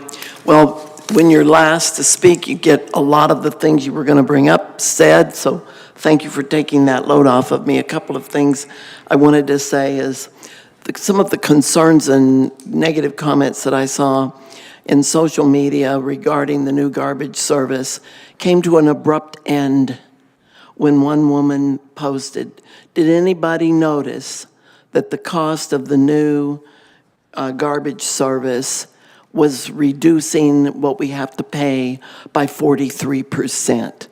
Not another word after that on one of the social media sites. So I'm grateful to that resident who dared step up and say something positive, and I'm grateful that the town was able to provide that reduction of cost to our residents and offer the opportunity for people to see something positive. Anything new takes getting used to, and I suggest in a short amount of time that will happen here and the complaints will subside. I really want to extend my own personal gratitude when it came to our attention at the pancake breakfast that there had been this vandalism on the crosswalk here at the town hall. We were all rather appalled. As some people made a comment, does Carl know? And we quickly found out that Carl did actually know. So thank you to our general manager now, acting town manager, while our CAO is away. We appreciate that you sprang into action, Carl, and got the wonderful staff that we have into action on that, and that we didn't have to be embarrassed by what had happened to this crosswalk. Stony Plain is intensely possessive of those things that we have endorsed and that make our community what it is, and we will not tolerate the kind of action that posed an embarrassment opportunity for us with so many people attending the parade. I hope, will you be able to inform us, acting town manager, that council will be getting some kind of a report on the different changes and what happened on Farmers Day weekend. For instance, the pancake breakfast venue was moved, and it seemed to me like it went so well. There were no huge long lineups that couldn't be handled, and I don't know if the grills were cooking better or what, but there was a lot of town staff handy to make sure that the grills were operational and hot. And some of us got shown up by other ones of us who had to decorate their pancakes with swirls and glitter and fruit and chocolate chips. And some of us, our MLA Cyril Turton, Minister of Children's Services, and I were very proud to provide a lot of everyday good old pancakes without all that stuff in them. And people did like that, but I will admit they came for the chocolate chips more. Also, an annoying subject that has come forward, I'm just posing to senior staff here this evening, is there anything that the town can do to encourage better monitoring or pickup of garbage at the high school site? We have some diligent residents of Country Plain Estates who have let it be known that they were looking forward to summer when there would be no students littering the high school grounds. A number of residents from over there do a lot of pickup. They go down into the woods in the small ravines there and pick up garbage. And I'm amazed when I do my drive-by there to see considerable amount of garbage right by the garbage cans, which seems so silly that people can't just put it inside the garbage cans. So I don't know if we need to find a way to provide more or better positioning of garbage cans, but is there anything that staff could do, and I'm not asking for an answer tonight, just wondering if there's something that could alleviate this problem or lessen it going into the future. I could drive by weekly at least, once a week, to check on the progress at the new recreation center site, and it always looks like something's happening there. So I know people are talking, there's a buzz in the air about the recreation center, and we're very excited that that is moving forward. We're also very pleased to see that earth moving for the new cemetery is happening, and I'm looking forward to finding some reports on that in the very near future. With that said, I think that's everything I had to bring before council.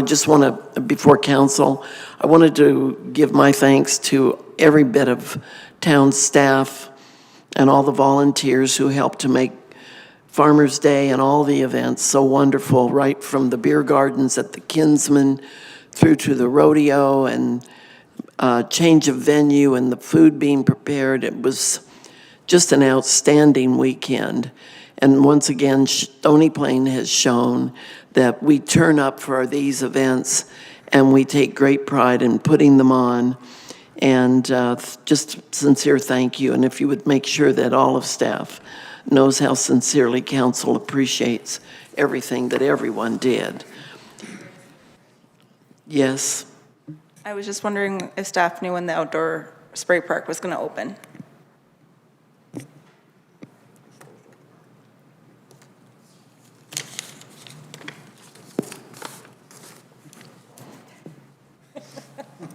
New mic. Through the Deputy Mayor to Councillor Loynes. Sorry, were you asking about the opening of the spray park? I thought it was open, so I will certainly circle back and I'll get a date for you. It should have opened fairly closely with the pool. Perhaps there's a mechanical issue that I'm not aware of. So we'll circle back with you on that on email. That was a good item to bring up. I noticed that the pool was very operational on the weekend, but that the water park didn't seem to be operational. So I just happened to notice that. Thank you everyone for your participation this evening. Mayor Choi will be back among us from his trip to China with his parents, and he's attending a conference this weekend. We don't really miss him, but we'll be glad when he comes back. Thank you very much, and this meeting is adjourned.